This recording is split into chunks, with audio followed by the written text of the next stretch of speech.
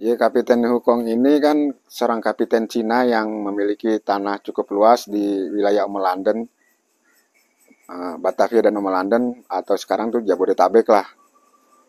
Dia memiliki beberapa pabrik gula, termasuk di Bekasi, yang oleh Huting itu disebut memiliki sebanyak 14 pabrik gula yang warisan dari bapaknya.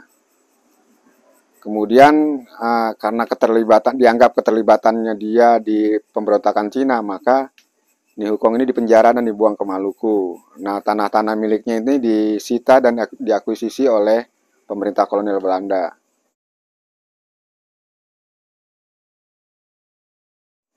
Oleh pemerintah kolonial Belanda ini diperjualbelikan tanah-tanah ini, dan salah satu tanahnya di wilayah Tanjung Os dan Pondok Gede itu dibeli oleh Peter van der Velde